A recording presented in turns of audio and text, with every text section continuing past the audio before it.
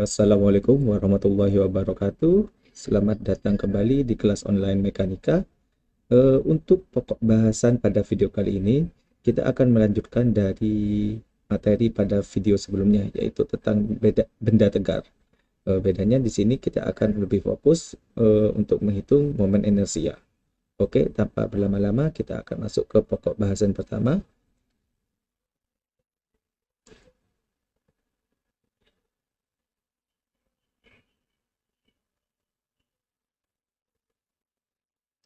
Oke, sebagaimana yang kita ketahui, momen inersia pada partikel tunggal atau partikel titik itu dirumuskan dengan ml kuadrat, mana m adalah massa partikelnya dan r adalah jarak dari titik putarnya. Jadi dari sumbu putarnya seberapa, maka momen inersia itu dirumuskan dengan mr kuadrat. Dan juga untuk partikel jamak, jadi pada partikel jamak, besar dari momen inersia merupakan penjumlahan dari masing-masing momen inersia dari partikelnya. Jadi jika ada 5, berarti penjumlahan dari 5 momen inersia masing-masing partikel. Lalu bagaimana cara menentukan momen inersia untuk benda yang kontinu? Jadi pada pembahasan sebelumnya kita membahas momen inersia untuk benda yang diskrit, jadi yang bisa dihitung.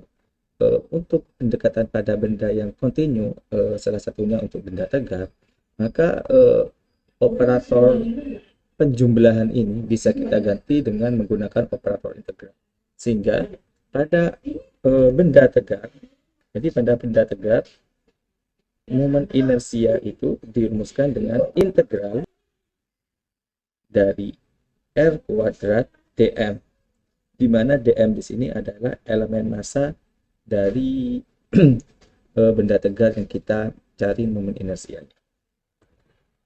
Untuk pendefinisian dari dm itu sendiri, kita akan bergantung pada geometris dari benda tegar yang kita definisikan. Misalkan untuk benda tegar berbentuk volume, jadi jika dia memiliki bentukan volume, maka di sini dm itu setara dengan d rho v, di mana rho di sini merupakan massa persatuan volume dan v adalah volumenya. Tapi jika bendanya itu tersebar dengan membentuk sebuah luasan, maka dm itu bisa diartikan sebagai d sigma a, di mana perbedaan dari rho dengan sigma ini adalah rho itu massa persatuan volume, sedangkan sigma di sini adalah massa persatuan luas. Dan dengan logika yang sama, jika bentuk benda tegarnya berupa satu dimensi, maka dm itu kita menggunakan d lambda l, di mana lambda itu adalah massa persatuan panjang dan l ini adalah panjangnya. Jadi untuk menentukan besarnya momen inersia, kita harus menentukan juga bagaimana bentuk geometri dari benda tegar yang kita ingin cari. Oke, next kita pindah ke papan yang baru.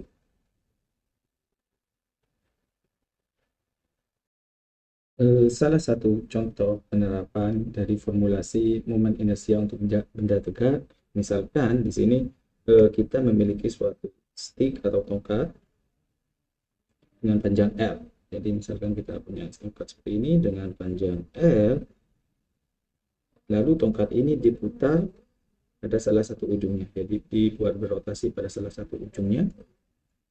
Yang ditanyakan adalah bagaimana persamaan momen inersia dari kotak ini, jadi ini panjangnya L. Maka kita gambarkan lagi di sini ya. Untuk bentuk yang seperti ini, maka ini kita menganggap bahwa tongkat ini adalah benda satu dimensi. Jadi dm di sini adalah d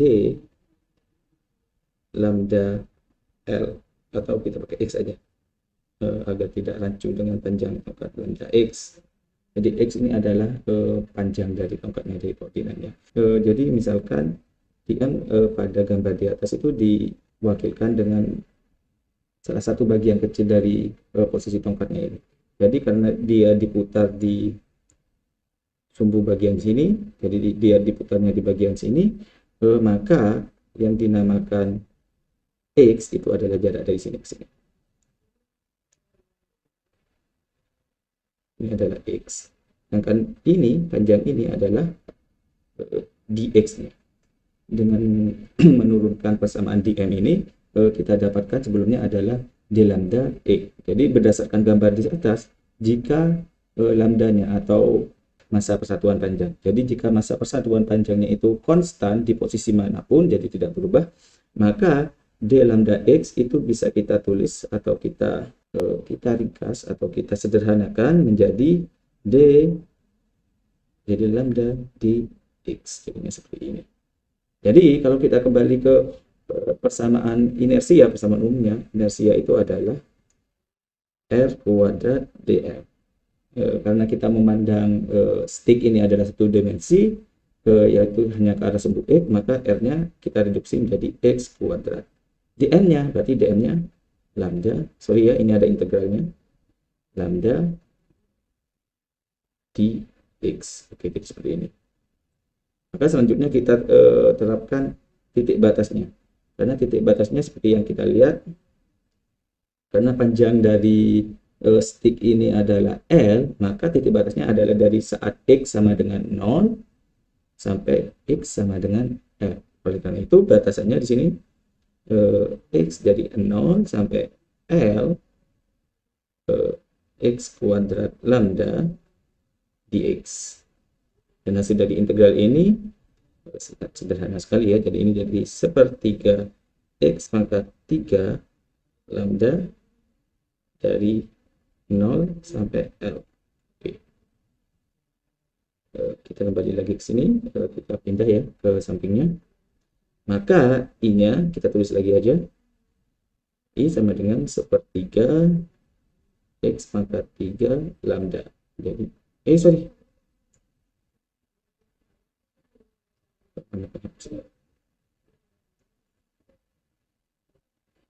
Jadi dari memasukkan variabel 0 dan L dalam hasil integral, jadi kita mendapatkan sepertiga L pangkat 3 lambda.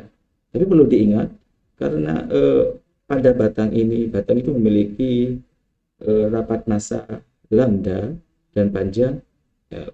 Maka massa dari batang tersebut adalah lambda L. Maka dengan memasukkan variabel ini, maka kita bisa pecah persamaan I-nya ini menjadi sepertiga L kuadrat dikalikan L lambda, di mana L lambda ini sama dengan masanya. Jadi jika kita lanjutkan lebih jauh lagi, maka I-nya ini sama dengan sepertiga massa dari batang tersebut dikalikan panjangnya kuadrat. Jadinya seperti ini. Jadi momen inersia pada suatu batang yang diputar pada ujungnya itu adalah sepertiga ml kuadrat. Jadi seperti ini.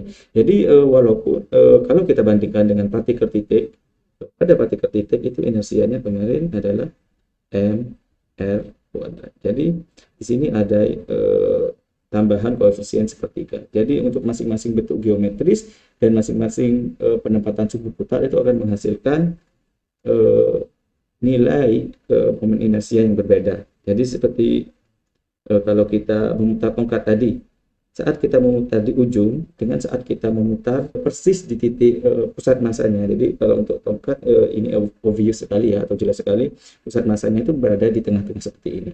Jadi saat kita memutar di sini dengan memutar pada ujung sini, maka akan lebih berat rasanya untuk memutar dari ujung sini. Kenapa? Karena momen inersianya jauh lebih besar saat kita diputar di ujung daripada saat diputar di pusat massa.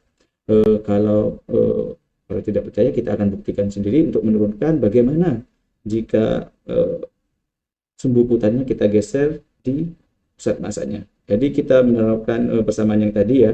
Jadi langsung aja di sini I itu sama dengan integral X kuadrat lambda dx. Tapi perlu diingat, karena di sini kita diputar pada tengah-tengah, Jadi pada tengah-tengah sini kita putar seperti ini. Berarti kita anggap yang sebelah kiri, yang sebelah kanan ini X positif, yang sebelah kiri ini X negatif. Jadi kita bisa seperti ini. Berarti pada titik ujung sini, ini adalah nilainya min setengah L, dan bagian yang sini adalah setengah L. Oleh karena itu, batasan integralnya bisa kita ubah menjadi. Jadi yang berubah di sini adalah batasan integralnya. Jadi I-nya menjadi integral dari min setengah L sampai setengah L. Untuk kita balik aja ya, lambda X kuadrat dx. Nah, ini menghasilkan sepertiga lambda X pangkat 3 pada batasan setengah L, min setengah L sampai setengah L. Jadi seperti ini. Maka jika kita jabarkan lagi, saya pindah ke bawah. Jika kita masukkan nilai-nilai setengah L dan min setengah L-nya, maka ini akan menjadi sepertiga lambda. Oke, kita letakkan di luar di sini. Jadi saat lambdanya setengah L, berarti saat di pangkat 3 di sini berarti sama dengan 1/8 L pangkat 3 dikurangi 1/8 min L pangkat 3. Karena di sana min setengah L ya, jadi L-nya jika di pangkat 3 kan, maka min kali min plus kali min lagi, maka hasilnya min.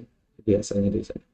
Maka ini min kali min, min ketemu min jadinya plus, maka ini jadinya 1/8 L pangkat 3 plus 1/8 L pangkat 3, atau 1/8 L pangkat 3 dikalikan 2. Maka ini hasilnya, kita jabarkan sedikit lagi aja, ini jadinya 1/4 L pangkat 3. Jadi dengan sedikit mengutak-atik dan dengan menerapkan persamaan ini dan memasukkan di dalamnya, maka ini kita dapatkan momen inersia jika batang tersebut diputar pada pusat masanya, itu akan menjadi 1/12 m L kuadrat. Jadi ini kita lihat sendiri ya, indeks koefisiennya saat diputar di pusat massa dia 1/12, sedangkan saat diputar di ujung dia 1/3. Jadi jelas momen inersianya lebih besar saat benda tersebut atau batang pada hal ini diputar di ujungnya. Karena di sini indeksnya 1/3 dan kalau di tengah itu 1/12. Jadi dari penurunan matematis dan juga dari pengamatan itu menunjukkan hal yang sama. Karena jika kita memutar itu akan terasa berat memang jika diputar di ujung daripada diputar di pusat massanya. Oke, jadi ini salah satu contoh untuk menghitung pusat massa pada geometri yang sederhana. Di sini geometrinya panjang. Tapi nanti jika ada geometri yang lain, maka penerapannya sama. Tinggal kita lihat aja tinjauannya nanti apakah objek tersebut bisa ditinjau dengan menyederhanakannya jadi satu dimensi, atau jadi 2 dimensi, atau malah bisa ditinjaunya jadi 3 dimensi. Jadi penyederhanaan ini sangat penting karena nanti kita akan dengan penyederhanaan ini kita juga akan menyederhanakan bentuk integralnya. Misalkan untuk satu dimensi nanti integralnya kemungkinan hanya ada rangkap 1, dan jika 2 dimensi rangkap 2 dan seterusnya. Jadi seperti itu. Oke. Untuk pembahasan selanjutnya kita akan lanjut dengan pembahasan tentang